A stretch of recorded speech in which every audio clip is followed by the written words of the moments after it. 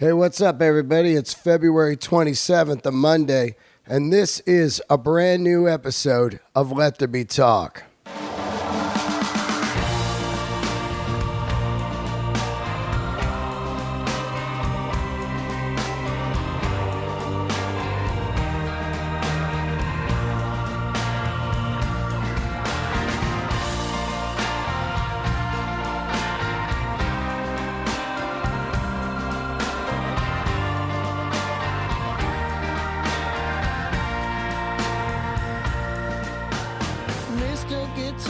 All right, let's get into the episode here today. It is Monday. The episode is late. Sorry about that. Great episode, though. Fantastic guest. It's all about guitars today. If you love guitars, do not turn this off. And even if you don't love guitars, you're going to love this episode because guitars are straight up just pieces of art. That's what they are, man. An old vintage guitar, the way they smell, the way they sound, the way they look. Everything about guitars, to me, is like drugs. Really, the early guitars are it. They nailed it, and the shapes, the sounds, the looks, everything about it. It's like drugs. There's really only a few drugs. They don't really invent any new ones. You got heroin, cocaine, weed, booze, speed. I mean, they got some newer ones now, but the 5 classics are still out there making rock and roll, just like guitars. And every song that you love or heard or anything is probably wrote on a guitar in someone's bedroom that was totally inspiring. An instrument inspires you to pick it up and start strumming it. If it's a shitty instrument, it usually doesn't stay in your hands too long, A great instrument sits in your hands and you start messing around with it. And I always say the song gods deliver the hit songs to you or they don't. And they come through that instrument, they're channeled through the strings, and they become these magic pieces. And my guest today is definitely around some of the best guitars in the world. He works at Norm's Rare Guitars. You know him, you love him from Guitar of the Day.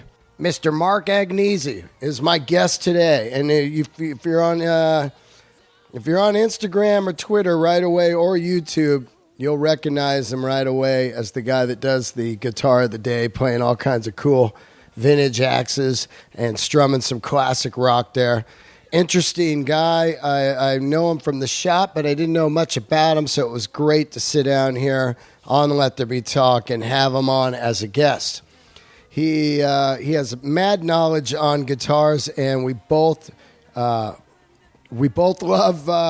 rock and roll. We both love the Tele Blackguard. You'll find out what that is. If you don't know what a Tele Blackguard is, just take a look at Bruce Springsteen on the Born to Run cover, or of course Tom Petty, Wildflowers. We both love hooky rock songs. We share a love for Bon Jovi, I'll Be There For You. It's pretty hilarious. And we both love country music. It was a great conversation with him, and I'm glad I had him on.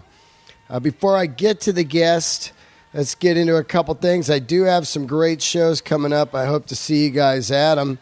I'll be headlining Ontario Improv Easter weekend. I'll be headlining Irvine Improv March 9th. Don't miss that, Irvine. Also, I can't wait to do this run. April 26th through the 30th, I will be headlining Denver Comedy Works downtown. I cannot wait to get back to Denver. It's slowly becoming one of my all-time favorite cities. It's so cool. It's like L.A., San Fran, New York, Denver. Hilarious to hear that. But man, Denver is amazing. I can't wait to get back there. And then of course March 20th through the 22nd, San Jose Improv with Bill Burr. Love all you guys. Thanks for the incredible emails and all the kind words. You guys are great out there, and thanks for listening to the podcast and coming to shows. we got a lot of great guests coming up, including Mark, of course, today. This episode is brought to you by my fantastic sponsor, Earthquaker Devices. If you play guitar, you must get yourself a stomp box. Earthquaker Devices, the finest foot pedals made in America. Boutique pedals right out of Akron, Ohio. Do not sleep. Get yourself a stomp box that's going to last out on the road. Don't get some piece of junk that you go to stomp on and it's just dead. Get yourself something quality made in the land of Devo, Akron, Ohio. Check them out on Instagram, Earthquaker Devices, also on Twitter. They do amazing foot pedal demonstrations, and I absolutely love these people. They are comedy connoisseurs. They love stand-up comedy, and they love rock and roll, so a perfect sponsor. Also, another perfect sponsor, my boys at El Cajon Harley. El Cajon Harley, don't go anywhere else to get your motorcycle. El Cajon Harley is the place. I've been going there now for almost a year. I love all the guys.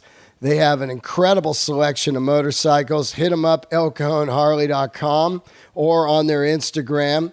And also check out their Twitter feed. Great guys. They've got all the Milwaukee 8 bikes in right now, including the brand new Road King, the Road King Custom. Find out all about that machine. It looks cool as hell. I was just reading about it a couple days ago. I ride a Road King, and I absolutely worship it. What else is El Cajon Harley? What else they got going here? They're open 9 to 7, and they will not be beat on a tire deal. They will not be beat on their tire prices. Check them out. Great service department, great people, great Instagram, great Facebook. Great people. They are comedy fans, too. All right, let's get into the episode right now. Hope to see you at some shows, people. Keep subscribing and leaving reviews. That's how we do it here. That's how we get the show in the top 100. And thanks for leaving those donations, too. I can't thank you guys enough. I'm going to get into it right here. It's time for some guitar. Candles lit. All right, another great episode of Let There Be Talk. Great guest today. Introduce yourself. Hey, this is Mark Agnesi from Norman's Rare Guitars. Yeah. I'm in the back room at Norman's Rare Guitars. You watch that, right? Guitar of the day, right? Of course. I do record of the day. Yeah. God, that shop is so fucking brutal. Could be the best shop ever. We like to think of it that way. I do, yeah. I've been going there, I don't know, 20 years or something, when he was at the old location, that weird little small the Tampa Van Owen store, yeah.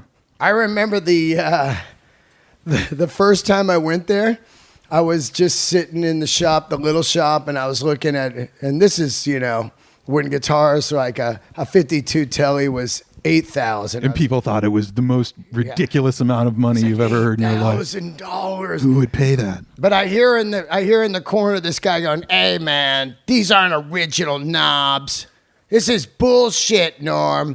And I look, and it was fucking Robert Blake Beretta. That sounds about right. Yeah. And Norm was like, "Dude, they're original knobs." He goes, "I don't know." And they're arguing. I go, "That's fucking Beretta." You know what I mean? Also from Little Rascals. In Cold Blood, Little Rascals. He's still come around? Still comes in occasionally on a Saturday and sits in the corner by himself and sings cowboy songs. Yeah, he's all dressed like rockabilly. Always, yeah.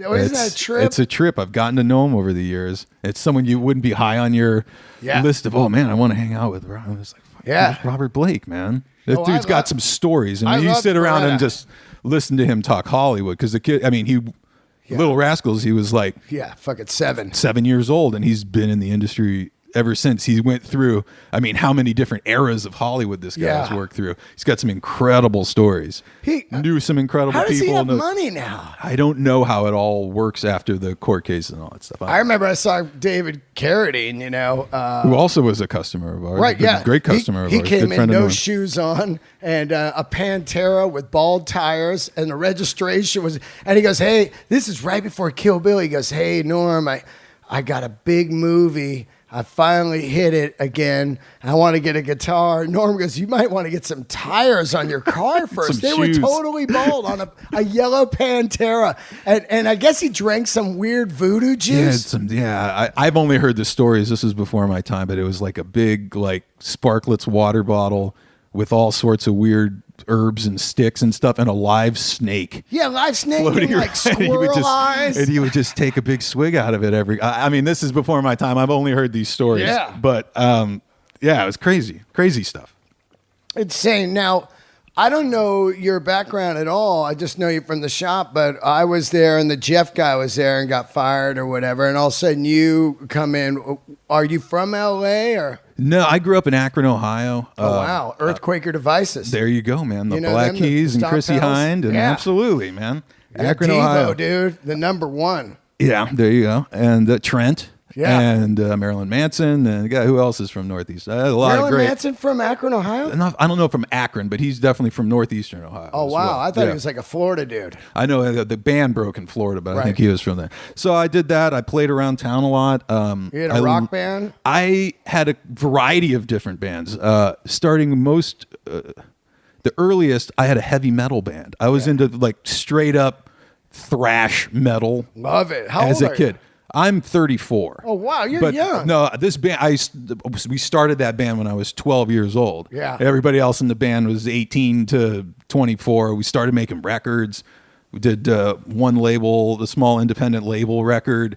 What were they called? The band was called Apocalypse. Yeah. Which then when we released the record, there was some other, we couldn't go with the name. We changed the name of the band to Dymaxion. Dymaxion.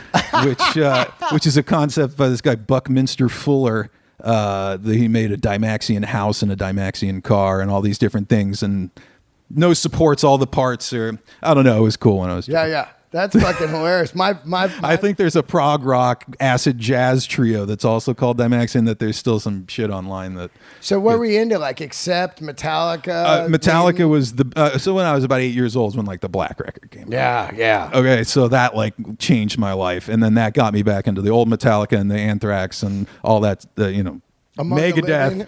Pantera was just breaking around that time, so I kind of was there for the whole Pantera thing. And then I really loved some of the New York thrash. I loved Overkill. Overkill was one of my favorite bands. But like we started playing, Overkill was the first band we got to open for. I was like 13 years old on a Thursday night, and we're opening for Overkill. And where in Akron? That was at the Machine in Massillon, Ohio. You think the bathrooms smell bad at the whiskey or at the? I mean, this place is that on a school night. Yeah. But I did metal for. Until I was about 16 years old. What'd you have? A Jackson? I had a Jackson. I had an Ibanez 7-string. Oh, yeah. I had a Carvin 7-string with the flip-flop paint that would be purple in this light and green in that. Oh, man. Oh, dude. Absolutely. I had a lime green BC Rich How'd you have all these guitars? Your parents rich? No. I used to, referee soccer games, little kid soccer games was my job all through my teen years, and I would buy myself. I mean, the BC Rich I think I picked up at Musician's Bargain Basement in Kenmore, Ohio for $250. Wow.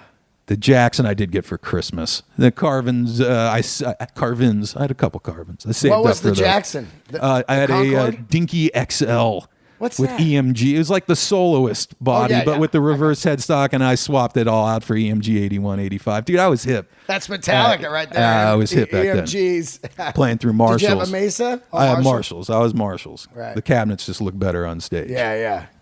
Yeah, but Metallica, they were straight boogie back then, man. I know, Mark. Double rectifiers. Or Mark 2s or whatever the hell it was they used. Yeah, Mark II. And then they used those weird rolling choruses for the jazz chorus. Stuff, like Nothing Else Matters and all that. No. That was their shit, man. It was amazing. I'd see the gear all the time. I shared a studio for a little bit with them in Marin. They never were in there. It was just like a storage locker, but they just had all the fucking great gear. All I wanted to do at that time was to make records that sounded like Bob Rock. Yeah. Like I wanted Bob Rock drum sounds. I was obsessed with the production of the Black Album. That's all I wanted to do. Yeah. Was try and make records that sounded like that. I still kind of do. Yeah. Although I don't play that kind of music anymore. I still want Bob Rock drum sounds. Oh fuck, man, that Black record. You know, people try to slag on it. It's hilarious. It still sells over 1 million units a year. True, 25 years later or whatever. Yeah, come on. Are you kidding me? I mean, you can hate all you want, but that money shit talks. Had songwriting on it, man. That's what I think I liked about that one the most. Hooks. Yep. Yeah. I always say, I said it a couple months ago, the hardest thing to do in metal is to be heavy but have hooks. Yeah. That's fucking crazy hard. And what I enjoyed about that record in particular was the songs, even though they were on radio, they weren't like radio edits. They weren't 3-minute and 30s. They were still Wherever I May Roam and Sad But True is 7 minutes long or whatever. Yeah. You know, they still made it because they were great songs. I love that record, man. So you're playing metal, and then what do you do after that? As everybody else in the band was so much older than me, I was still in high school. Everybody was off doing, the band fizzled out. And right around that time, I bought Texas Flood by Stevie Ray Vaughan, and then my whole entire world just completely flipped upside down. And it was nothing but blues music was all I listened to for the next 5 or 6 Who were you getting into? years. Did you like Johnny everybody? Lang, Everybody. Kenny Wayne it was Shepherd? because those guys were still on the radio at that time. You'd still, Kenny Wayne that was his hits period at that kind of time. Blue on Black and Deja Voodoo and all that stuff. Yeah, I like the Johnny Lang Lie to Me. That one was a killer record. Great. Yeah, he shot that video in Black Market in San Francisco, which was cool. And all those guys were 17, 18 years old at the time, and so was I. And it's and there's great guitar play. Doyle Brimhall. Doyle was great. I mean, I was into all the classic stuff that Stevie had turned me on to. So I listened to Stevie Ray Vaughan, but then I found Albert King, and then I found, Freddie King, right. And I found BB King. The Three Kings. Yeah, the Three Kings. And then you find T-Bone, and then you find Muddy, and then you start going all back. And then I just completely got submersed into guitar blues music. And you get a Strat? And then the first thing I did was the metal guitars started to go away. A Telecaster, Stratocaster came in. The Marshalls went away. My obsession with the 410 Hot Rod DeVille began, which is still the guitar, the day amp that we use. What about a Dumble or any of that? That was before I even knew what any of that stuff was. Yeah. It was literally just about wanting to do that with guitar, and I immediately, even though I was the jock kid and all that played guitar, I immediately went and befriended the 3 best kids in that marching band. Yeah. The kid that played drums, the kid that played bass in jazz band, and the kid that could play piano, and put together a blues group and started doing the blues sing. The metal thing was over. I started doing Were you the blues singing? thing. I was doing vocals and lead guitar on everything. There was this really cool theater in downtown Akron called the Halen Theater that used to do they would play like a cool old movie, and then we would come out and be the house band on the stage. We did like a residency there for 2 or 3 months, and then we started playing around. So it was just all about blues. Yeah. And how old are you at that time? At that time, this is between 16 years old going into coming home when I was at college. Right. And coming back and doing it. And in school, that was kind of all I did and tried to do. I moved to Nashville after high school. There was a school there called Belmont University, which is literally right on Music Row. And they have one of the best music business programs in the world, business degree, but centered in music business. It's right there on Music Row. All the record labels are there. All the publishing houses are there. The songwriter, and great music school as well. But I went there for the music business stuff. And the whole time I was there. What'd you want to do that for? Well, I mean, I come from a kind of a music business family. My dad is a radio guy. Oh, yeah? DJ? My dad started as a DJ. He's in the Broadcasting Hall of Fame, actually. Wow, no shit. And has gone on to do radio consulting and marketing kinds of stuff. In a lot of ways, he's kind of the guy that ruined radio. He took it out of the DJ's hands and put it into what's working in the marketplace? What songs do people really like? What songs test well? Kind of stuff back in the 80s and through the 90s and all that stuff. Like survey groups and shit all that kind of stuff. And then, I mean, he was the president of oh God, I'm trying to think. Nielsen does the TV ratings. Oh yeah. I'm trying to think who does the radio ratings now. The name has escaped me all of a sudden. But I mean, he's sat on the board of that. I've come from a radio family. My brother's in the radio business. He's an engineer, deals with the towers and all that kind of stuff out in Orlando. He's got a whole bunch of radio stations that he's responsible. So I could have majored in guitar and had no job. Yeah. My dad pushed me, and I was smart enough to go do the music business degree, and at least graduate with a degree in business. Great, I didn't do much with that degree. Yeah, right. Yeah. That was, but just get your parents off your back. No, it was good. I mean, I did learn a lot of stuff about it. Just that's how I got here.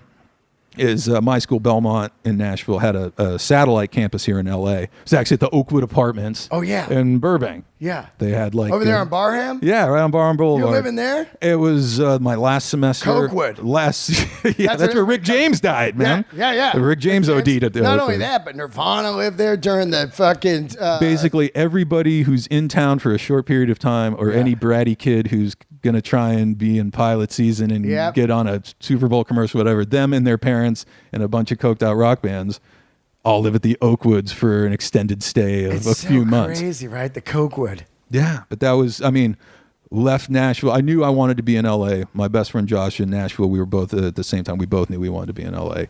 So we came out and did our last semester of college here and never went back. But we literally moved here penniless. Yeah. We knew absolutely nobody other than the couple other kids we were going to school with, and after 3 months that was done, and we were just like what year a couple of kids. That was in 2005. New Year's Eve 2004 we moved out. So it was like literally the first day of 2005. So you moved here, and what are your ambitions? To play rock? To play rock and roll music was the goal. I'd get sideman gigs and all that kind of stuff. Because of the music business stuff, I was doing some internships at like Lionsgate in the music department, and I was working for another music supervisor, and I was miserable. Yeah. And it's like, man, I can't sit in gray cubicles. Yeah. And listen to somebody else's music.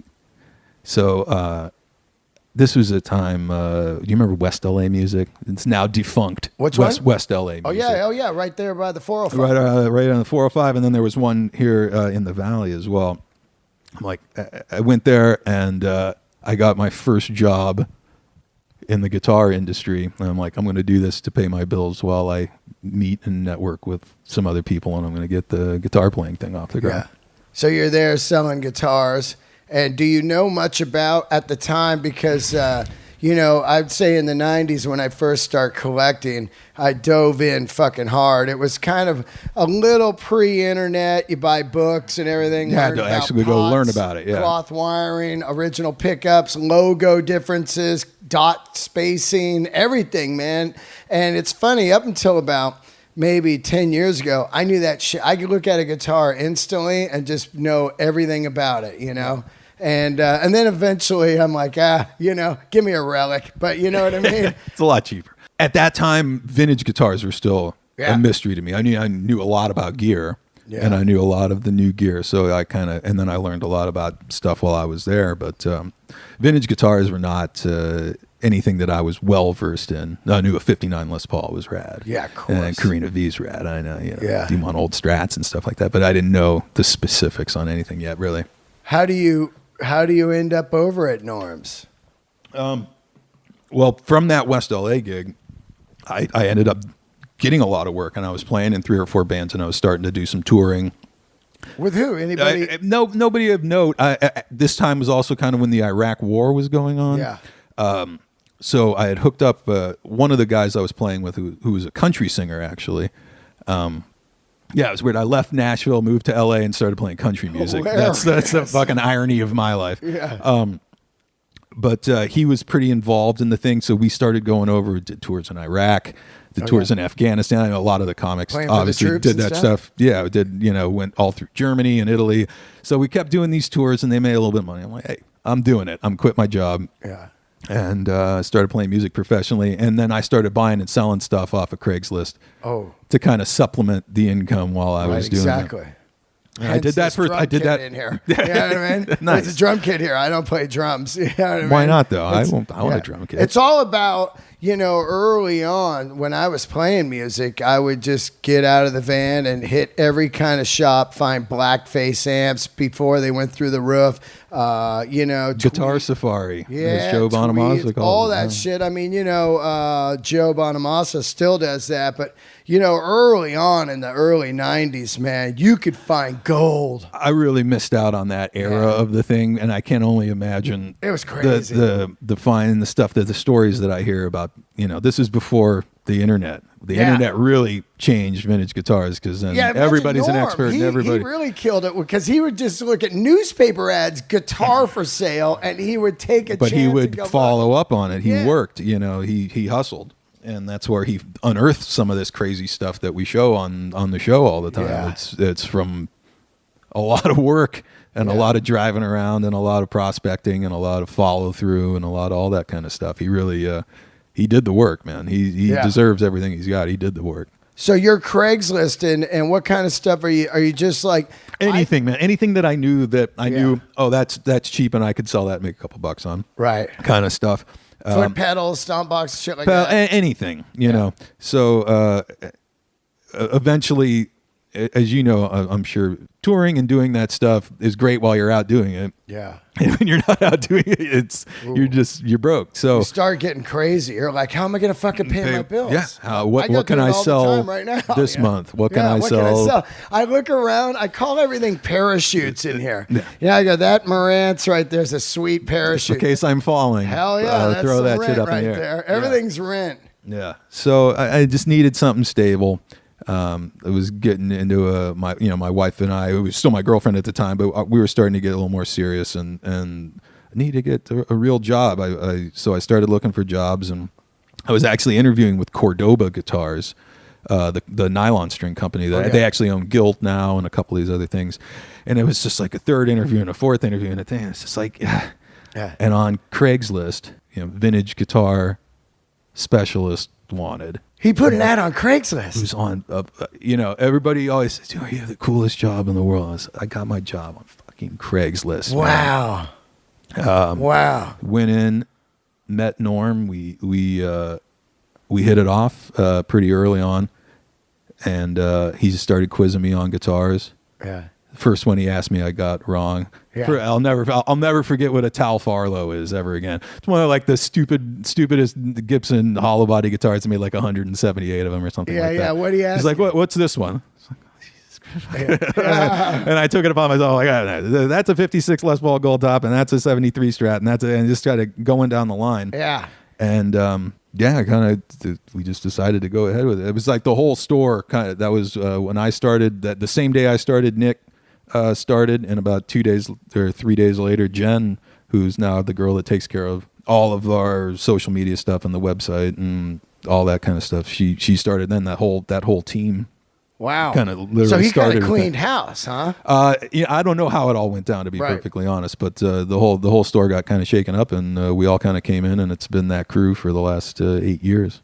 It's a perfect storm right now too, because vintage guitars went crazy for a while, like with Drew and the Burst brothers, and they were kind of commanding the prices at Guitar Center, like, well, we'll just put this shit up for $10,000 more than anyone, and eventually it'll sell. And then people, some guy from Japan will buy it. And then they thought that was the market. People like, I remember, like, I go in and get let's say a TV special 56, all original, be like $5,800. All of a sudden they were $12,000 on their wall, and you're like, $12,000? I just got this mint one from Norm's, and they were like kind of it was a weird fabricated market for a minute there. Well, I think the whole world was a weird. How much were houses going for at that time too? Yeah. It was a whole weird fabricated market. People had a lot of money. People were spending money, and the prices just started going nuts. In 2008, when the housing market took a shit, so did the vintage guitar market, and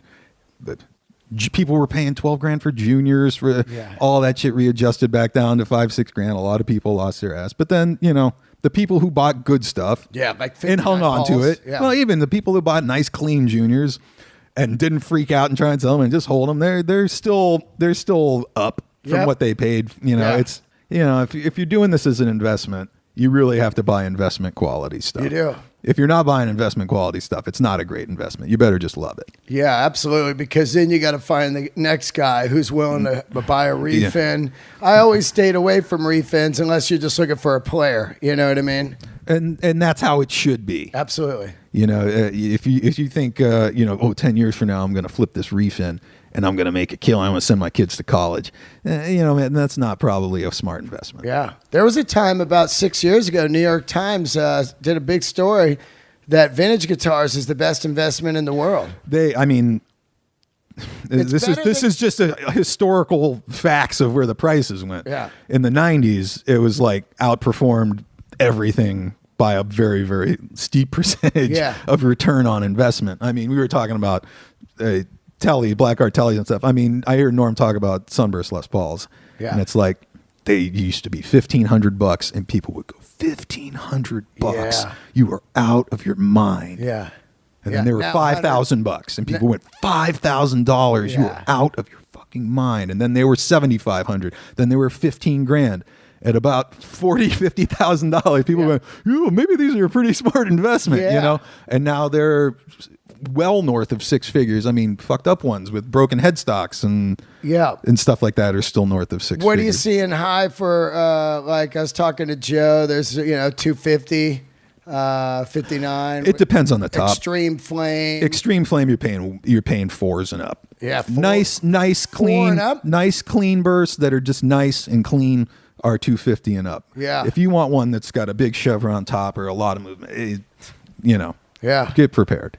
Shit, I was talking to what's his name? Guitars R Us. That guy. I forget his name right now. That owned that. But there was a time in the '80s where guys were just walking in with 59s and they're going, "I want to trade. I need a Jackson with a tremolo." It was not in vogue. Yeah. Pointy headstocks and wiggle sticks, man. Yep. People gave up a lot of cool strats and Yeah. Albert, that was his name. Albert Molnar, yeah, that guy had like 13 59s. He had that Paul Stanley one, I think, the lightest one ever, tangerine top. With 1 inch wide stripes on it. Yeah, man, that shit is, man. Some of those Pauls, some of them are lame though. Like I was talking to Joe Bonamassa about, like, some you just pick up and go, well, this sounds like shit and it's lame. There was duds back then. There's always duds. Yeah. They're not all magical, but there is something magical about holding one. Yeah, and I'm come in contact with them a lot, so I get told it never gets old. Never. And I mean, I've played most of Joe's bursts, and I've played a couple of Joe Walsh's bursts that come through the store, and some of Sambora's bursts. Every time you pick one up, it's just like, I don't know what it is, and I don't know why they can't reproduce it. We were talking about that in the store. Why? I don't get it. They can't do it. I know. They can sit there and have them, and they can scan them into CNC machines, and they can make the computers with lasers cut and do all. They can't. Yeah. They never get the top right. They can't carve a top for whatever reason. It's not carved. I don't get that.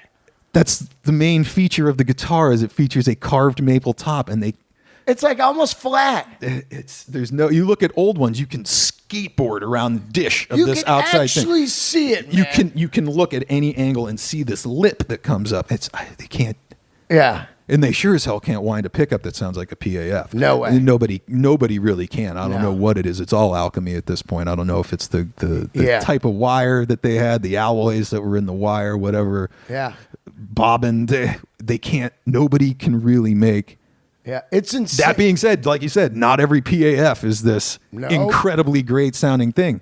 They're scatterwound by hand. No two are the same. They just, the good ones. Different people wound them. They're so nerdy about it. They're like, well, this woman wound them, Sherry or whatever. These are the ones that all Sherry's pass are the best. Yeah. And then when you listen to like Steve's, they're too ice picky sounding. And it's almost true. Like when you hear these Les Pauls that were never played, they sound like shit because they don't have like, a lot of the pickup, it's all about sweat and cigarette smoke. How much and oxidation is on top of that shit that mellowed out the pickup to get it warm. And some of these ones that are mint, you just plug it in, it's like, dang, and you're like, oh, fuck. Yeah, a lot of it's intangible, but when you have one in your hands, you feel how magical it is. I don't know. It's something that it's easy to get jaded around that store because, I mean, yeah, I know. Some people always, it's whatever. It's like, when you play vintage guitars all day long, it gets kind of jading. It does. There's certain guitars, it takes something special to get us like to go, oh man, yeah, check this out. Yeah, like that weird, like 56 or whatever that Joe had that was brown. The brown burst. No, it's like a gold top. It's a brown top. It's weird, right? And the black burst. And there's certain things that you look at and you just go, oh my God. Yeah. This never gets old. His collection fucking knocked me out. Joe is hands down gonna take over the whole thing. Yeah. He will have the best stuff on the planet. Yeah. I mean, when I first met Norm, man, I got that book and it had the pictures of the airport hangar with the big wood boxes. Oh, at the warehouse, yeah. Yeah. And just fucking full of like tweed case, brown case, tweed case, black case. It was absolutely overwhelming. The first time I ever went, I saw a real Sherwood green Strat. And I lost my mind because to me it was just like go find another one of those. It was insane, dude. Yeah, green guard. Yeah, they exist, but go find one. Go find one, man. Yeah. And he had like all the colors: Fiesta red, shale pink, burgundy mist. I was like, what the fuck? I couldn't believe it. And I bought a 60 Lake Placid blue Telly from a mint. From a gift from Leo Fender to Elvino Ray. Nice. Yeah, and it had hang tags. And of course it did, yeah. It came with a Christmas card. He gave all of Elvino Ray's family colored guitars, like red, fucking Olympic white. And this thing was unbelievable. And I would play it out. There's pictures of me playing it online. Why not? It should be. That's what I like about Joe, though. Yeah, he plays it. This stuff isn't just sitting in a museum somewhere. It's not in a closet. Same with Kirk Hammett. They take him out. The Gary Moore one. Yeah, take it out and play it, man. Yeah, this stuff. What do you There's think? Worse things that you can do to a guitar than refret it. Yeah. You know what? If you play the damn thing and you need frets on it, put frets on it. Yep. He refretted that V. The first thing he did, took it to Joe Glazer in Nashville and had new frets put on it. Yeah, the V. Because he wants to fucking play it. He wants to play it. Paid a lot of money for it. It's super rad guitar, man. I want to play this thing. If I'm rich, by I'm all playing means, the fuck out of all my shit. Go play it. Yeah. It should be played. Yeah. This should not sit in doctors and lawyers. Now, don't get me wrong, any doctors and lawyers, I think you can come and spend as much money as you want. Yeah. But I prefer to see it go to guys like Joe, who I know he's gonna use it, man. He's gonna make records with it. He's gonna take it out on the road. He's gonna share it with people. This stuff should all be seen. Yeah.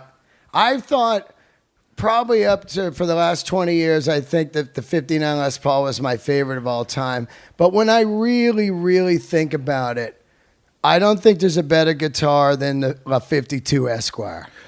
I was just about to say Blackguard. Blackguard. Dude, Blackguard, anything. There's nothing better than that guitar. It's my desert island guitar. If I can only have one thing, it would be a Blackguard. You got one? It could be an Esquire. Yeah. That will probably be one of the first. There's actually, I'm looking at a 53 Esquire right now. Oh. That's a refin. No, it's not at my shop. It's at somebody else's store. It's a refin. Yeah. But it was refinned by one of the guys at the custom shop. Oh yeah. And reliced out. So it looks perfect, but it's the old thing. I've got a custom shop. I have Keith Nelson's old Keith, 52. Yeah, Keith's a buddy of mine too. I didn't get it from Keith. I got it from the guy. Keith sold it too, and then I got it. It's a limited edition 52 Heavy Relic from the custom shop, which is fine. Yeah, it really is. It's fine. I love that guitar, but there's certain guitars that I'm gonna have to own, and I think an Esquire is a great way to do it. I mean, the second pickup, never give a fuck about it. Who gives a shit? Plus, right? I didn't want to mess with the wiring. It was wired. It was wired with the old mud in the thing. Yeah, just give me a flat pole piece pickup into any Fender amplifier, and into a Tweed Deluxe, into a Deluxe Reverb, into a Champ, sick. into anything, man. I will take that any day of the year. And to be perfectly honest, I'll take a Les Paul Jr. next. Yeah. An old P90 into any one of those amps. Yeah. I'm all about one pickup guitars, man. Me too. Juniors, Esquires, Firebird 1s, Yep. Gretsch 6119s, ES330Ts. I'm into all of those guitars. If I could have a Les Paul with one pickup, I would, with one PAF in the bridge. Yeah. It's all I use, man. I'm a bridge pickup kind of guy. I had one of those made by the custom shop. Yeah, they did. Custom. It was a gold top with one PAF. Yeah. It was pretty bitching because it just was like almost Eddie Van Halen, just one knob, you know. I don't need, I'm not one of these guys. I need my guitars to do everything. I would rather have like 50 guitars. Yeah. That each do one thing, man. I'll bring them all to the gig. I don't give a shit. I like guitars that do one thing great. But yeah, for me, Blackguard, Leo, man, he got it right out of the chute very first time. It's insane. It's insane. And he wasn't a player, which makes it even more insane. Even crazier. If you look at the Broadcaster, the Nocaster, and the 52, they are the finest guitars ever made. The neck shape, the sound, the look of it. It's like, I remember growing up, finish, I was like, those man. are ugly. The finish is unbelievable. If you ever, I don't know how many of your listeners are vintage guitar people, but if you ever see them up close, it's like, it looks like a piece of furniture. Yeah. It's so thin. And there's so much spider webbing and checking from the lacquer and all this stuff. It looks like if you looked at it wrong, you would just scrape it all off. Yeah. Yet they don't. I mean, but the way that they do wear, they made the custom shop has made the last 20 years of existence off of trying to replicate beat up guitars. Yeah. But these aren't beat up. They're just worn in. That's how they wear. They just the way it sits onto the wood. It's so weird. The way it sits in the grain. It's so beautiful, and it was so lost by the end of the 60s. And then you see the swamp ash coming through. Actual grain. It's just they're absolutely beautiful, and it got all ruined somehow over the course of 15 years. Yeah. Corporations ruined the CBS. Beauty of those things. Not just Norland and all the companies that came in afterwards, that screwed up what was so great. But I mean, all of those companies at that time. If you see any of the old video on YouTube of the Fender factory, there's like old Super 8 video of them going around the factory, just dudes with their shirts off, just sanding down necks, and girls in the corner with it's all of this stuff was done by hand. Yeah. And it was magic. It is fucking great, man. It's so magical, and in comparison, there's some builders right now that are fucking killing it over there. There's some good stuff. What's that one guy's name on? I swear to God, last year at the NAMM show, I wanted to get his name. It's follow him on Instagram. He last year made a 51 Relic Esquire. It weighed about 6 ounces, man. Yeah. And it was the finest fucking relic I've ever seen. I got to get this.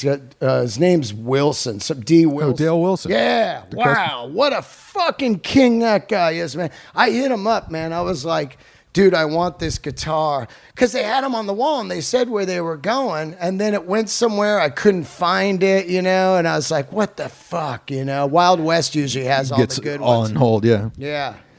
It's still, and even still, like with the... all I own are custom shop guitars. Yeah. Fender custom shop and Gibson custom shop. I've got about 10 between those two companies, mostly the Gibson stuff. That's pretty much all I use. And I love them, and I think they're fantastic guitars. Yeah. They don't sound the same. They don't. And that's not necessarily a bad thing, because, I'm all for modern. Jimi Hendrix didn't go buy old Strats. Jimi Hendrix played 69 Strats because it was fucking 1969. Yep, and he would pawn it after the gig, and he'd have to go fucking buy another one. Yeah. So he made great records and timeless records with the gear of his day. So I have no problem using the gear of my day to make records, but they don't sound the same. No. Plus, I get so excited when I got a 52. I had a 52 I bought from Norm. And it was the finest guitar I've ever owned. I should have never sold it, but wanted to do comedy. You know what I mean? Whoops. Yeah. But it paid off in the end, because it really was, it got to be so valuable and so insane, the guitar. But it was definitely, everything about it, the smell, the way that Bakelite Blackguard looks, the fucking... That starts to age right below the high E string. So weird. And then when you take it off, it's got the round circle, how they hung it, and those pin marks on the back of the body where it was into the fucking desk, as they routed it. Everything about it, it was just there, It's it's hard to put exactly what it is that makes them so different. Yeah. But I think it's everything. Yeah. I think it's a little bit of everything. I think a lot of it's the wood because absolutely. Okay, Fender's making a guitar out of ash. The ash that they bought was probably cut down 50 years before. Yeah. Maybe even longer, maybe 100 years before, and sat there and seasoned for 100 years before it was made into a guitar. This just doesn't exist anymore. I mean, production, they're kiln drying wood now to try and get it dried out in time so they can meet production totals so Guitar Center can get their next order. Yeah. And that's business, man. I get that. That's business. Yeah. But back then, man, this is a totally different thing. The pickups are the things that they just don't know what it is. Like we're talking about blackguards. I want to get a real blackguard. I will probably find a really good deal on a Fender lap steel that has a flat pole piece pickup in it, rip the goddamn pickup out, stick it in my Telecaster, put the reissue in the lap steel and stick it in the case and put it on the wall. Just to try and get that pickup. And it's the same thing with the PAFs. It's the same thing with the old P90s. What are we looking at on Blackguard? Where are they at now? God, I've sold them all over the place. Yeah. It really depends on condition. Let's say a Mint 51. Mint 51, no caster, you're going to be paying a lot more just because it's a no caster. All right, let's say 52 then. I sold a really, really clean, I think it was a 53 for about 60 a couple months ago. Not too bad. Now I sold a 52 that had some wear and had a changed pot in it and something for a little low 20s. Yeah. That one that was on the wall there? Oh, that fucking guitar, I should have bought that. It was great. That was the one, man. I mean, you're still talking over $20,000. But it was just a changed pot and everything else was there. But that's a $40,000 spread. Yeah. Yeah, because of the pot. And because of the condition of the finish and all that stuff. So how about Esquire? 52 You'll obviously get Esquires for less, but again, it's still about condition. If it's clean, you're going to be paying out you got to realize when those guitars came out, that was the first electric guitar on the market. Yeah.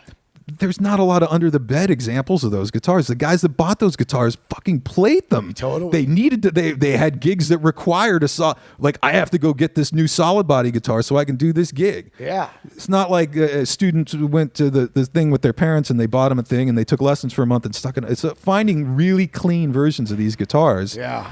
It's tough, man. When you find them, they command a lot of money. Does Norm still find stuff like barn finds and shit like that? I mean, we've been in business for over 40 years. So, I mean, people come to us with a lot of stuff. He's not out there scouring I know barns that, but and is stuff there somebody anymore. that goes Bonamassa just got a killer. He just found a 59 blonde 345 with double white PAFs. I couldn't believe it. A barn about 2 months ago. He brought into the store. Joel had to do some work on it and get it back up and playing and stuff. Took a chance on it. Wasn't, the neck was separating from the body a little bit, needed to get reset. So he couldn't even plug it in and play it. Right. Took a chance on it, came back, found out it was double whites, and it's incredible. He's probably got it out on the road now. He's probably going to take it out on the store.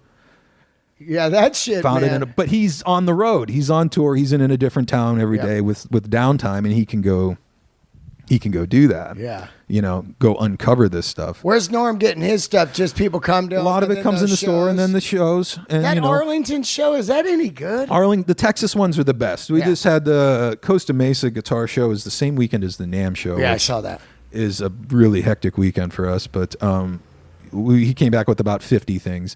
The Texas shows, he'll normally come back with 70 or 80 new things. It depends on what's there. If it's there, he'll buy it. If it's not there, he's not going to buy stuff. But right. That's always wild. finding good stuff. And then he's got so much stuff stashed that we He's still got a big hundreds stuff? and hundreds and hundreds and hundreds. Blackguards? A few. I think we have one broadcaster left that'll blow your mind. What? And there's a 52 telly that'll blow your mind. How much is the broadcaster? I don't even know. Yeah. Market for, What do you think? Interested for it, I think it would be more. Really more? Oh, yeah. For a minty broadcaster, absolutely. Wow. He was smart enough not only to stash the stuff, but to never sell the best one first. Yeah. So what he's got left is, the best stuff. Yeah. But there's a lot of Strats still and Tellys and Arch Tops and Jazz Boxes and Martins, and there's basses. I pulled out some cool custom color stuff right when we got back after the first of the year. There was a 1 week of Guitar of the Day that we did that I did a like new Candy Apple Red Electric 12. There was a like new Fiesta Red P bass. There was a Burgundy Mist Jazz Master. There was a like new Ice Blue Metallic Jag. We were just pulling out crazy stuff in color, and we sold I sold 5 out of 5 Guitar of the Day guitars the day after they aired that week. I mean, gone. There's still some really cool stuff. So we like to sprinkle in a little bit of that at a time, but we're still finding stuff. It's crazy. He has this magnetism about him that guitars just attract themselves to him. They just find him somehow. What is the theory on not offering up some of the stuff now? Just let it keep going up? Because he's got a warehouse full of guitars.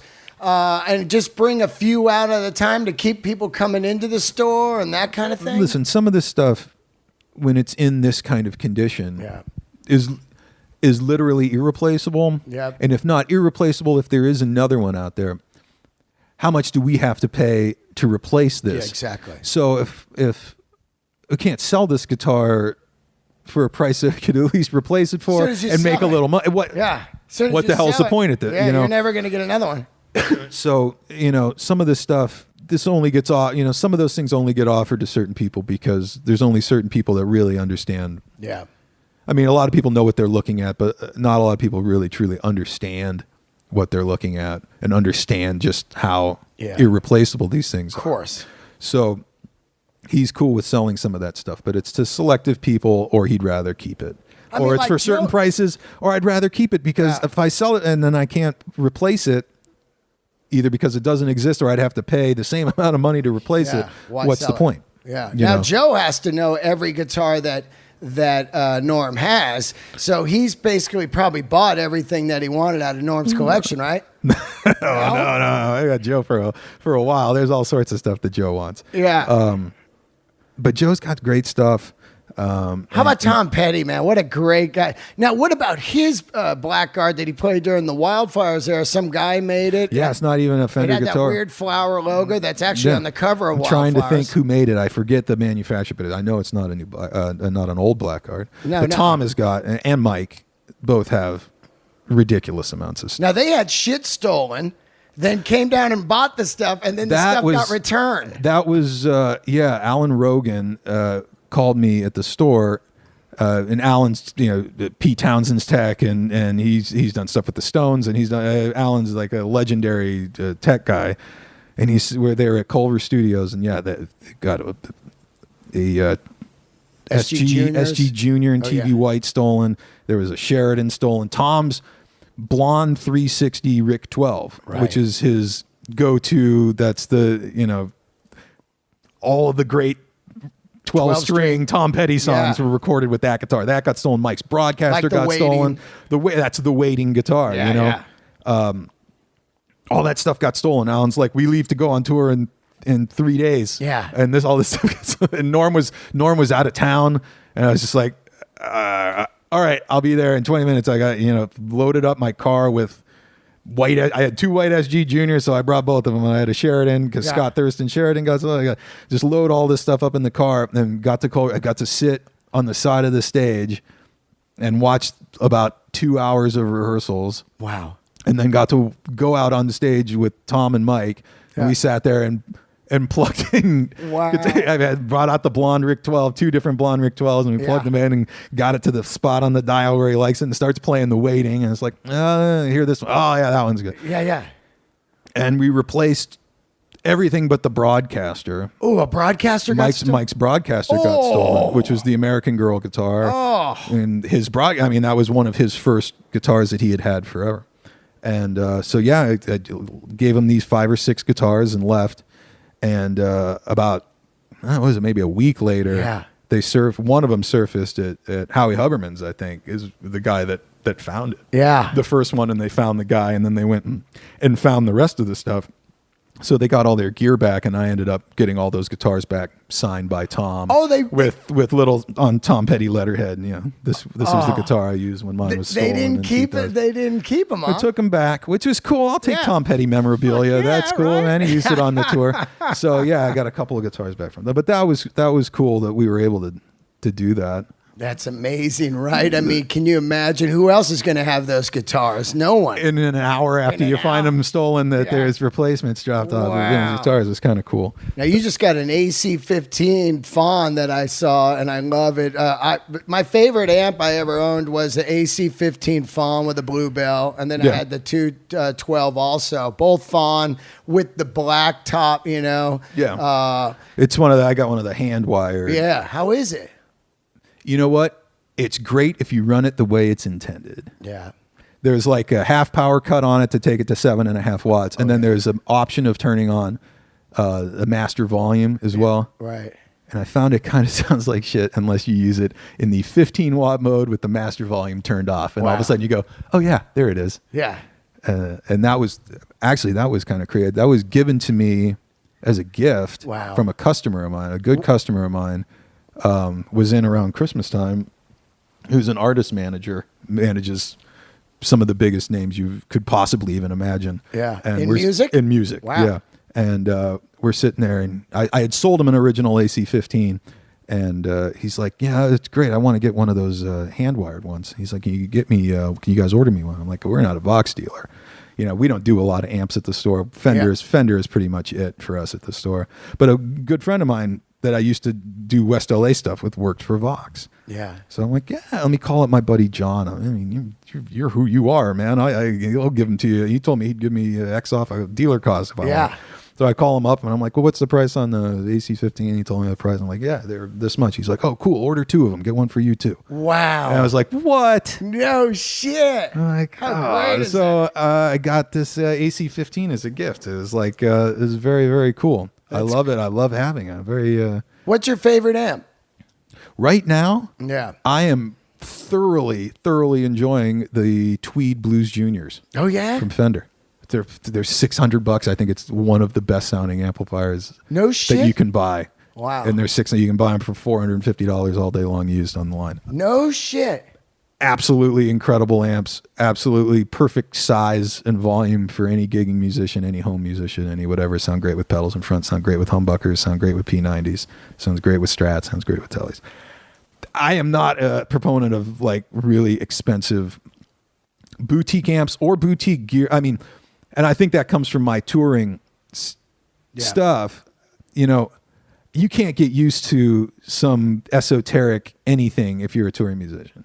Like I said, Hot Rod DeVille's. I use that for guitar of the day every day. I've used Hot Rod DeVille since I was 16 years old. Yeah. Why do I use Hot Rod DeVille's for the guitar? People always use it I use a Hot Rod DeVille because everybody has access to a Hot Rod DeVille. Everybody can afford a Hot Rod DeVille more or less. And they're pretty sterile. And you know what it sounds like. You know what it sounds like. It's pretty sterile. So you can literally hear what the guitar sounds like. There's no smoke and mirrors. I'm not plugging it into a $100,000 Dumble and go, oh, hey, listen to how great this sounds. Yeah. You don't know if you're hearing the amp or the guitar.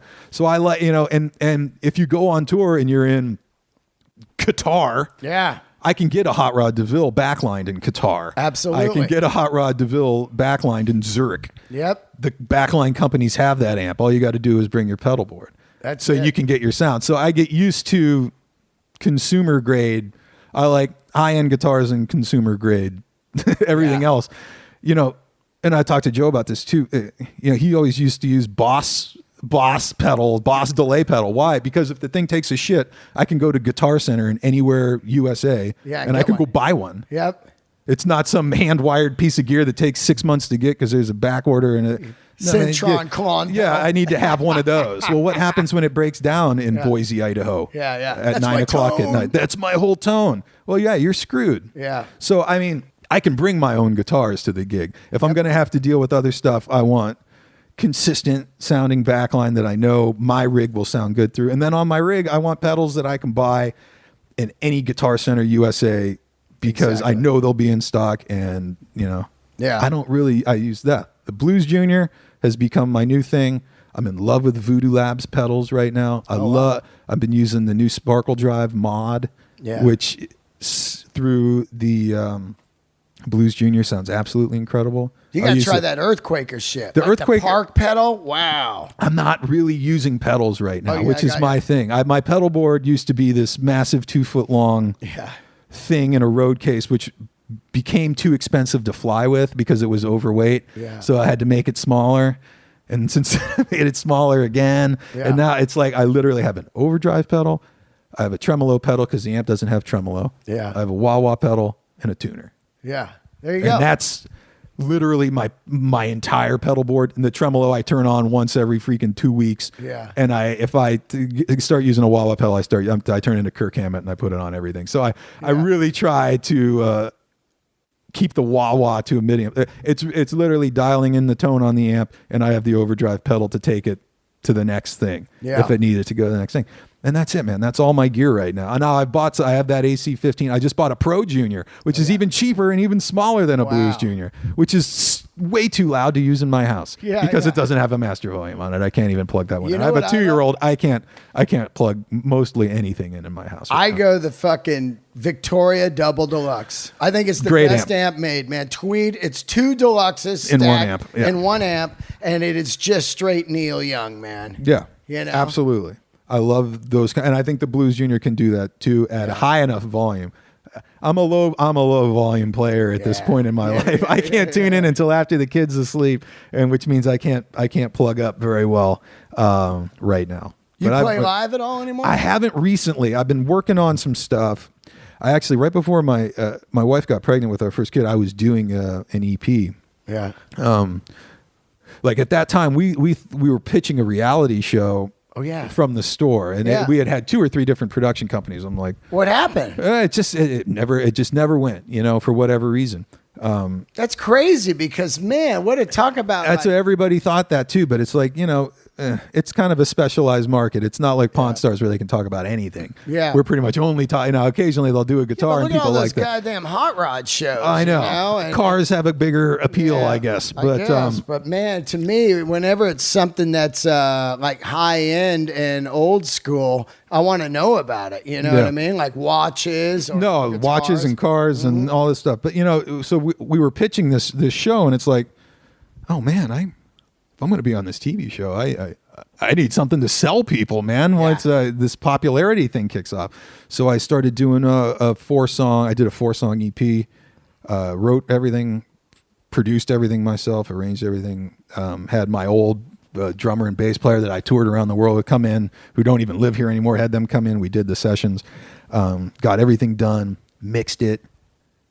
The show didn't get picked up, and my wife got pregnant. And it's like, so there goes my creative thing forever. So I've been sitting on a mixed project for about 3.5 years now that I just need to master and release. Now all of a sudden we've got the Instagram thing going, YouTube thing going. That music will probably get released this year, and I'm going to start trying to, in my ample amounts of spare time, start working on some new stuff. And I've got a whole thing I've been saying, I majored in music business. I thought back then, when I was in school, was right when Napster. This is pre-iTunes. Right. This is pre-iPhone. This is when ringtones were like, how the fuck are we going to deal with ringtones? Yeah. And how are we going to get paid on ringtones? Yeah. This is before people even thought of people are going to just get their music downloaded and they're going to pay. This is before any of that was when I was in school. And right when that was happening, I think it's going to go back to the 50s. It's going to go back to singles. Yeah. And I think singles give the artists a lot of control and give, if you don't have to take a year to write a whole record, and you don't have to spend hundreds of thousands of dollars in the studio trying to do a whole record, and we go back to singles, we write a song, we arrange the song, we get the song tight, put it out, and we book a room for the weekend, and we go in and we cut a record, and we mix it, and we master it, and we release it. Now if I do that 4 times a year, once a quarter, I've always got a new song going to radio. I always have a reason to be on the road touring. I always have a reason to be out doing press. How much could it cost to make a record in one weekend? It's true, man. You can make more efficient records, and you can actually start making money. Everyone said there's no money in the music. Well, if you own your own shit, and you can make great sounding records efficiently and cost effectively, I think there's plenty of money to be made. So I'm going to release these 4 songs. And then I'm going to start doing singles from there on out. Yeah, man, one at a time. And you know what? It also feels really good. Like last week, I wrote a song with Keith Nelson, Buck Cherry, for a potential movie thing, you know. We went in and we did it in 2 hours, you know. And it feels like great. Like you're excited. You're like, oh, God, this is cool. A tune's coming around. You can just record it right and finish on the spot and finish it. Instead of, we're going to do vocals 2 weeks Next from now. week, And then, no, while it's fresh and while it's hot. And while it's really organic. And you just go in and you do it. Yeah. And you release it. And your audience gets new material more often. Yep. You can make more money. There's less downtime and disconnect between you and the audience. It's, you know. How do you get paid? You get commission there at Norm's? Yeah, it's salary and commission. Yeah, man, that's that's a sweet gig. I remember I hit up Norm when I was like, you know, after music, I was like, fuck, what am I going to do? And I hit him up like, you need anyone? He didn't need anyone at the time. So I started working at Harley Davidson, which was probably great that happened because then my whole life changed.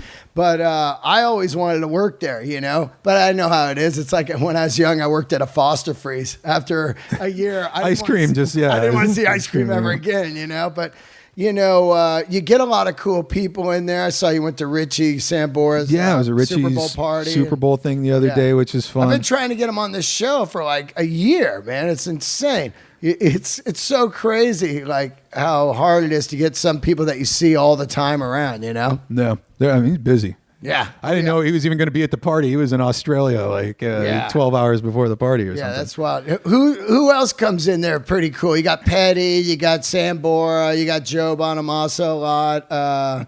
Dude, there's everybody. There's everybody from every aspect. Eddie of the Van industry. Halen ever stop in? Van Halen hasn't been in my time. Back in the day, in the early days, he was always in. But I mean, there's a lot of. Get Norm's new book. Everybody, read all about that. It's so great. Actually, he's not actually named. Oh, we let the cat out. I think everybody knows anyway. He actually didn't name him in the book who it was. Oh yeah. Well, I mean, Norm talked about everybody. it in the podcast Everybody knows who that was. Awesome. Yeah. You know what I mean? But I mean, everybody from every. It's once you get into this, you start to see all the guys. Most of my greatest customers that own the most stuff are agents and managers and. The guys that work alongside the industry. There's actors, there's directors, there's movie producers. I've met a whole bunch of people. What kind of big actors coming in there? There's, Guy Pearce. Oh yeah, huge guitar collector, huge Fender collector. Wow, really likes colors, collects certain colors.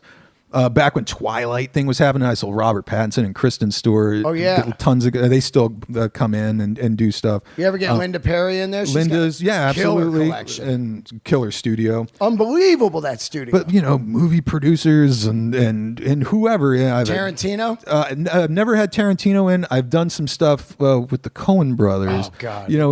When was it Timberlake and Oscar Isaacs did Inside Llewyn Davis. Yeah. T-Bone Burnett brought Oscar Isaacs in. Wow. To buy a guitar. He was just learning how to play guitar. He was just about to do that movie. And the day before, this Gibson L1 flat top had just come in. It was sitting. It wasn't even out on the floor. It was sitting in a case. And that guy's character is like loosely based around Dave Von Ronk. Right. Kind of this fuck up, can't get his shit together, songwriter guy in the Village. And we're just trying to find a guitar for him to use in the movie that was the right vibe. And it was just like, went and opened up this case and it's like, oh, we got this yesterday. This is like the Robert Johnson guitar. And Oscar fell in love with it and T-Bone fell in love with it. And next thing you know, I'm sitting there texting pictures to Joel and Ethan, making sure that they sign off on it because it's going to be on screen on the thing. And then that's the that's the guitar. Wow. That's a good movie. It's a great movie. And 2 weeks later, here walks in T-Bone Burnett again with Justin Timberlake. Wow. And I'm sitting there with Justin and we're giving him all these guitars and Justin plays and he knows a little bit about guitars. He plays, huh? He's a talent. I mean, again, you can hate all you want. Yeah. He's a talented guy. Yeah. A multi-talented guy. And we're playing all these guitars. He kind of stumbles onto this 00021 Martin and him and T-Bone start doing this thing.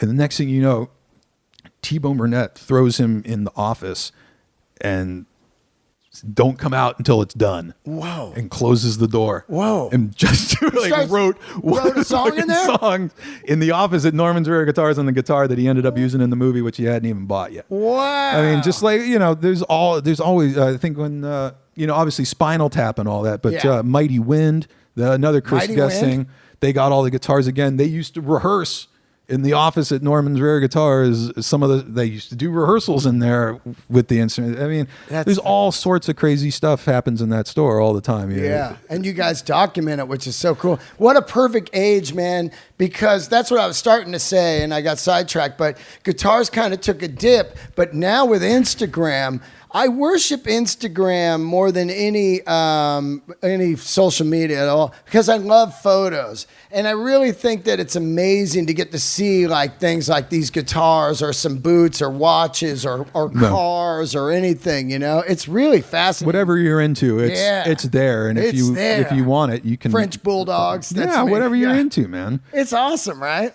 It's so that's how that kind of, the Instagram thing, since the show wasn't happening, it's like, I got these songs done. Yeah. It's like, man, we got all these cool vintage guitars around. Fucking show them off. There's got to be other people that are into this stuff, and the people that are into this stuff are into the stuff that I'm into. So it's like, we started doing that, and then Guitar of the Day.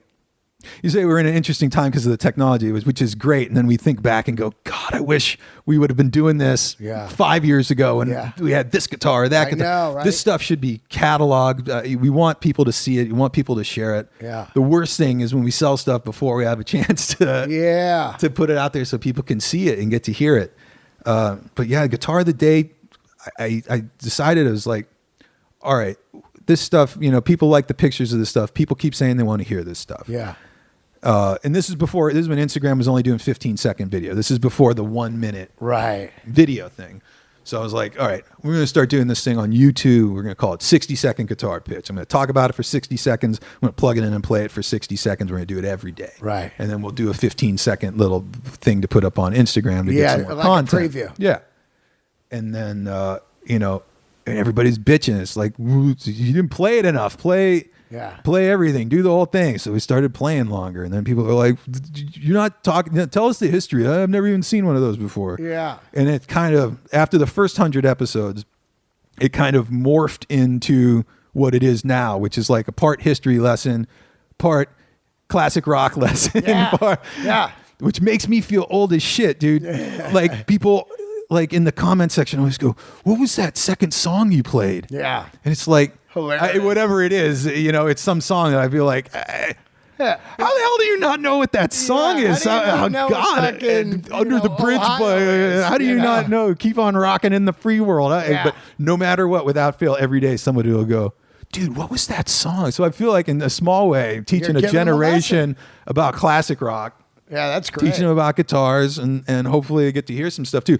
But then Instagram became a 1 minute thing. So then kind of the 1 minute pitch got to be the Instagram thing. Now on YouTube, there's the longer version, 5 to 7 or 8 minutes, depending on how nuts I go. That's sick. But yeah, it's kind of turned into a thing. People like it's big, man. What has it got? Fucking zillions of followers. I mean, the YouTube's now over 100,000. It was at about 25,000 subscribers when we started doing it. And it's been just about a year. We've been doing it for about 1 year. What is it, Norm's Rare Guitars? YouTube / Norman's Rare Guitars is the YouTube channel. Norm's Rare Guitars. At Norm's Rare Guitars. My Instagram's at Mark Agnesi. I cross pollinate, with the thing. You'll see the picture of Guitar of the Day, and you'll see a repost of Guitar of the Day. And I post a lot of other just random guitar nerdery. Any Carina V's there at Norm's? Joe got the last one. He did? That one? That's the last of the Carina Amos. Wow. Which is a sick guitar, man. Oh, that's that famous one from the one shop with the photo and all that? That one? Well, we didn't find any of that out until after. Right. It was famous because it was Nigel's. It was the Flying V and Spinal Tap. Oh, really? Now, that guitar has got some interesting features. One of it's got the black pickguard, but it's got the white poker chip. Yeah. Which we assumed was cracked changed. and changed. And, Joe was playing the Greek Theater. The night that they filmed the Three Kings DVD at the Greek Theater, Joe invited me and my wife out, and Norm, and we were all there, and we were all backstage after the show. And Joe's like, because he had, I think he had Ronnie Proller's set, which was the Rick Vito set out on the road, the V with the 2 pick guards, and the Explorer, and he had been using those for the whole tour. And he came up to me. He's like, because I'm Joe. We keep buying Bruce. When are you going to buy a Flying V? Yeah. And he's like, maybe we'll go into storage and talk about the V. So I told Norm, I was like, Joe wants to talk about the V. He's been using the V out on the road. We need to go into storage and do it. So we go in, and that whole video is on YouTube of us in storage with Joe and the V and everything. And there's a lot of fake Vs out there. People are assholes, man. There's fake Vs? There's probably more fake Vs than there are real Vs. Really? It's the most forged guitar. Why is that? Because it's easy to forge? They're really valuable. I know, but is it easy to forge it? Like, how can you tell if there's no carve on the top, right? So you don't have to get the top carve right, and the maple doesn't have to be right. It's a little more simple to make. Yeah. There's less parts to it. Yeah. There's a lot of them, and Joe knew ours was real, which meant everything. It was a real one. So we go in, we do it we can't explain the poker chip thing. I assume it broke and it had to be replaced, and they replaced it with a white one. And he was totally cool with that. Jacks go bad, whatever. Okay, there's 70 whatever of those guitars. See, this is where the collector thing and it's not mint, but it's like, it's real. Yeah. You deal with you deal with Grovers. Oh yeah, somebody Grovered it. Yeah. All right, you deal with. Oh, it's been refretted. Yep. You deal with. Yeah, I want to play it too, man. Yep. So he was cool with that. It wasn't a big deal.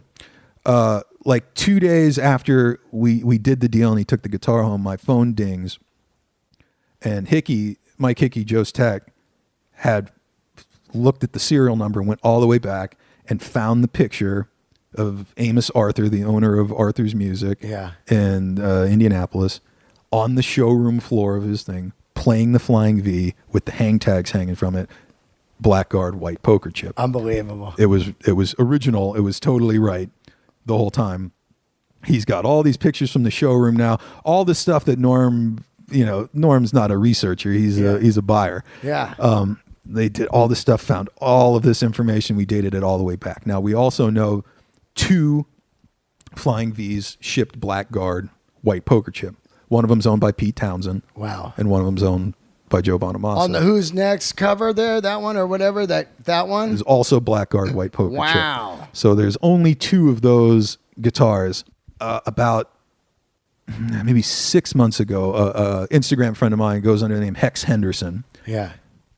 Sends me a DM of a picture of this guy playing Karina V blackguard white poker chip, and his name is totally Pete. I'm trying to think of his name now. He was Ernest Tubbs' guitar player. Now this picture, I posted it on Instagram. It was a while back, but it's probably the coolest picture of a Flying V I've ever seen. This guy's got his hair all slicked back, pompadour, and playing the Karina V blackguard white poker chip.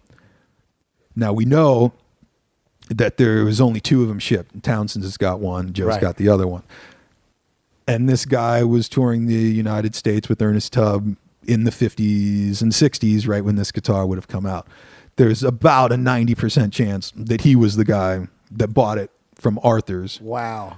And he, of course, passed away about 9 months ago. Yeah. So now we'll never know exactly where. And the people at Arthur's didn't have any records of who it got sold to. Wow. But I think that he was probably the original owner on it. Norm doesn't remember exactly who he got it from. It may have changed hands one more time between this guy and Norm. Right. But Norm's had the guitar since the 70s. So it's literally since the 70s. Literally just been sitting in storage. That's insane. What'd that guitar go for? I'm not talking prices. But you've seen prices on some of those Explorers that have been up for sale. There's like $675,000. Yeah. Like I think wasn't Kirk that Hammett much. has like 3 of them. He does. Slash has. I know he has a V and an Explorer. He may have more than one. Wow. Slash has one, huh? The Explorers, there's like, I forget the number. I think there's 11 or 12 that were made in the 50s, and then the rest of them didn't ship until about 63. Any of the ones that you see, like Alan Collins had one that had the little Maestro. Oh, yeah, that one. Any of the ones you see that have the Maestros on them and stuff are the ones that didn't ship until the 60s. They have nickel parts as well. They're not gold parts, and they normally have the little. So they were all stick built in one era, but then didn't sell. Didn't get complete. Right. They were horrible flops. Yeah.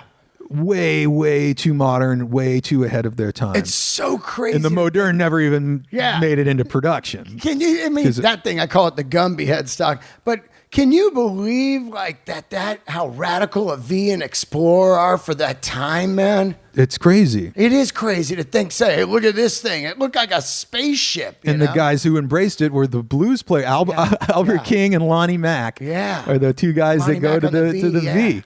You know, it's funny that those were the guys that went for it. And then Sammy Hagar made the Explorer famous because he started playing it like in '79. He painted that one red. Yeah. Well, you got Rick Derringer, who had I believe he had the prototype Explorer with the split V headstock. Oh yeah, that's a weird one.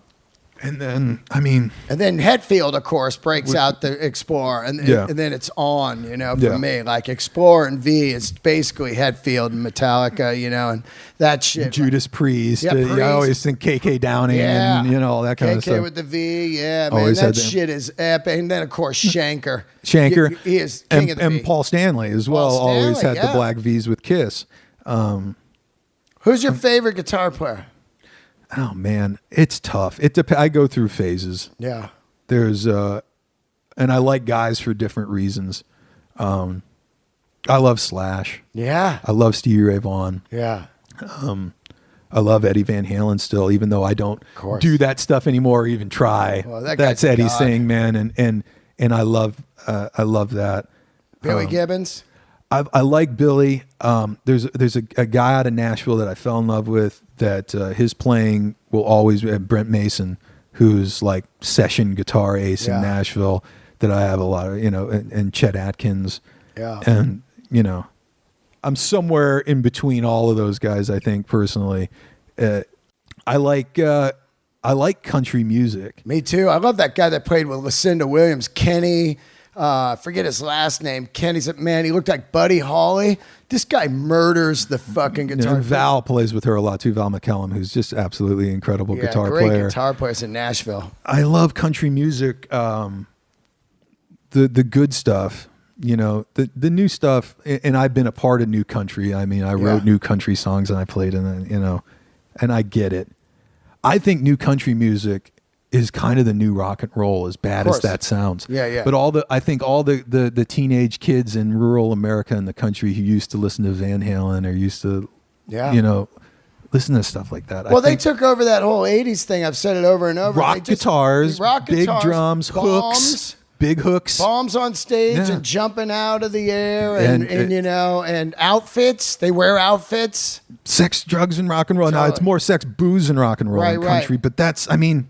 Yeah, hot chicks and drinking beer and shit exploding used to be rock and roll's thing. Yeah. The grunge thing kind of killed the hot chicks and booze and shit exploding. Yeah, and I think that's kind of where I think new country has kind of become the new rock and roll. Absolutely, they just took over that whole thing of like, hey, people want a show, fun show, fun guitar. It's like Monster Truck music with hooks, hair rock. You know what I mean? It's like hair rock in 180 degrees, and it's, you know. Yeah. But I think that's new rock and roll, man, because the fun rock music is hard to come by. Yeah. These days. Yeah. Like hooky fun. You like rock any and new roll bands? music. Like we were talking Rival Sons, but you know, I was playing you this Radio Moscow. Holy shit. It's great. I dig it. It's not as fun. Yeah, I hear you. I grew up on Van Halen, and I grew up on, you know, rock and roll with hooks. Yeah. Van Halen, man. Favorite Van Halen record? One. I'll listen to my 2-year-old will get in the car, we'll put on Van Halen 1, and he just goes ape shit. Hilarious. He loves Van Halen. I'm the one. Yeah. I'm the one. And it breaks down to a 4-part barbershop doo-wop in the middle. Come on. That shit is so punch in the face. I mean, On fire. Oh my God, that song On Fire. Oh yeah, that whole record, and Van Halen 2 as well. And I mean, 1984, I always listened to as a kid. I'm trying to think of the stuff that I had on vinyl when I was my Fair kid's Warning's age. The one, man. I remember Girls, Girls, Girls having a big impact on me when I was a kid. And I mean, I'm talking, that came out in what, 87? Yeah. So I was like 5 years old. Yeah. And I remember having my older brother, Matt, dub Girls, Girls, Girls off of vinyl onto cassette. So I could put it in my portable cassette player and hang it on the wheel of my big wheel because it had the fucking motorcycle revs at the beginning. Yeah. And I would drive my big wheel around the neighborhood listening to fucking Girls, Girls, Girls. Yeah. I remember Aerosmith Pump had like a huge impact on me. What a record that is, fucking right? Hooks, man. It's about hooks Janie's for got me. a gun. That shit, man. Loving an Elevator and Other Side. I mean... Oh, what about that one song, Girl Keeps Doing Time, or what? Heart's Doing Time? Yeah. Oh my God, that song is fucking great. I love rock music with hooks, and and I don't hear a lot of new rock music. My favorite band of probably the last, God, it's been so long now since they were even a band, but Jet. The Get Born record I thought was one of the greatest rock records I had heard in a really long time. I mean, even even Appetite for Destruction is full of hooks. Oh, that's the masterpiece. I don't know when hooks became uncool or unhip. They didn't become uncool. They didn't know how to do them. It's just like, I mean, at least Buck Cherry had some great hooks too. Yeah. I mean, that was probably the last band I remember with the fun up-tempo rock songs with hooks that you want to sing along to. Yeah, Lit Up, that song Riding, At the Movies, all that shit, man. Good stuff. And Next to You and Crazy Bitch and all this stuff like that. Yeah. I mean, it's like, I don't know, man. I could use some new rock records. So to answer your question, there's not a lot of new that I listen to. I'm still trying to learn from the old, man. I'm going to start firing it over to you. Just send it over, man. There's some new shit that's great out there. I'm still listening to Exile on Main Street for the 1 millionth time. Yeah, and I'm the still listening to Sticky Fingers for the millionth time and Are You Experienced for the millionth time. And I don't know. There's something I feel like I still learn stuff from those records. Keith Richards has become my guy now. Yeah. It's there you go. A blackguard player. And juniors. Blackguards and juniors. Yeah. And 5 strings, not even 6, you know? 5 strings, 2 fingers, and 1 asshole. Yeah. And some drugs. You know what I mean? There it is. He didn't even care about amps either. At 75 tour, he's playing out of those amp pegs. Plug it into whatever, man. But now his amps are incredible. Tweed Chins. The same as Joe, man. Same as Joe. But I think the older I've gotten, the less about guitar playing it's gotten for me. It used to always be. Yeah. It's about songwriting. It used to always be about guitar playing. The song was a means to get to the guitar solo. Yeah. Now it's so much different, and I think I have to credit Keith Richards for that. This and Tom Petty as well. Totally. You get the new Tom Petty record, and there's a song on there that's G, C, and D, and you go, how the fuck does he still write a song that's that simple? How the fuck, right? How can he still come up with new shit that's relevant and lyrically poignant? And it's G, C, and D. Why can't I write songs like that? I mean, he did Breakdown, a million years ago, and ever since then, it's just like 50 fucking hits. I'm so jealous of guys that can write stuff that is so simple like that. Yeah, and that's the stuff I'm still trying to learn to edit, I guess. Yeah, and I guess I turn to those old records for. Just get to the meat. How do I sell the song and not the solo? So that's kind of where I want my stuff to go, and that's what I would like to hear more of. But I mean, I'm listening to the stuff that I grew up on, and I listen to a lot of other stuff other than rock and roll now. I love old soul records. I love old R&B, man. Old R&B records. Temptations, come on. When my son was born, that was my wife and I had made the kind of thing like. What kind of music are we going to play in the house? And I want good vibes, and I want good mood, and I want good melodies that I want him to pick up on, and I want good everything. And it's like, we're going to listen to classic soul records around this house for the first year of his life. Sick, right? And get this kid some fucking rhythm. Yeah. And I think it worked. And now he's picking up on the rock and roll stuff. He really enjoys it. I listen to a lot of pop music. I'm not ashamed to say I listen to a lot of pop music. I like hooks, man. I can't help it. Yeah. I go where the hooks are. I'm a ballad guy.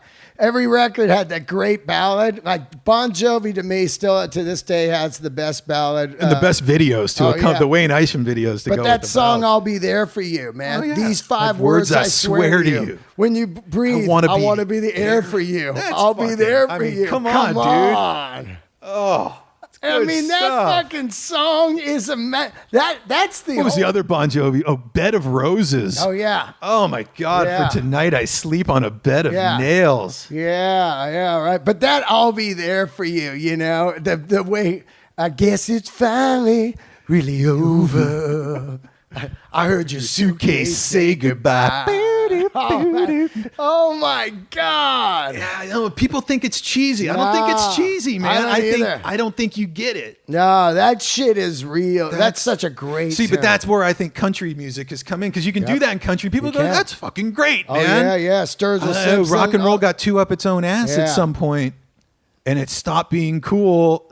Yeah. To write like it's weird poppy songs, man. I don't know. I grab an acoustic and I could strum some fucking ballads for hours, man. What happened to those? What happened to those guys? What happened to a Brian? When was the last like rock solo artist you remember? Yeah, there was Bryan Adams and Billy Squier and Lenny Kravitz and Peter Frampton and What happened to like the male? Yeah, I don't know. You know, it's weird because you got like John Mayer, but John Mayer's done so many different kinds of things. I wouldn't call him like a mainstream rock artist. Not at all, yeah. But yeah, he did that Body in the Wonderland, and then there was that Jack Johnson. You know, but that was kind of more. It's all like kind of folky songwriter stuff, man. Yeah. Acoustic singer-songwriter stuff with a little bit of guitar. Coffee shop kind of stuff, you know. Dude, man, thanks for doing the show. Dude, thanks for having me. I talk about rock and roll and guitars all day. Yeah, right? You guys are closed this week. Why? We're on vacation. Joe's out.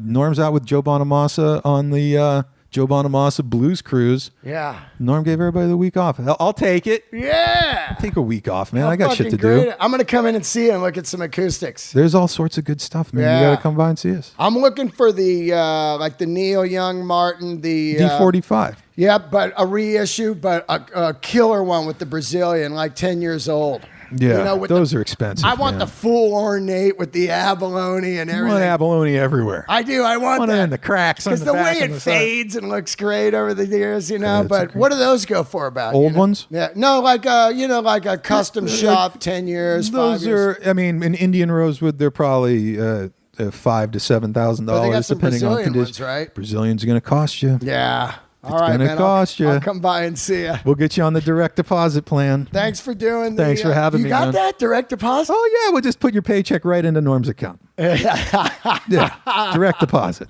Thanks for doing the show. Absolutely, man. Thank you for having me. Once again, give them the spelling of your last name so they it's Agnesi. Agnesi. It's like Agnes with an I at the end. Okay. At Mark Agnesi on Instagram and on YouTube. YouTube channel is going to be starting here any day now. Badass. Thank you so much for doing the show. Love you, dude. Cheers, bro. Thanks, everybody. Don't forget to subscribe and leave a review on iTunes. Keep rocking. See you later.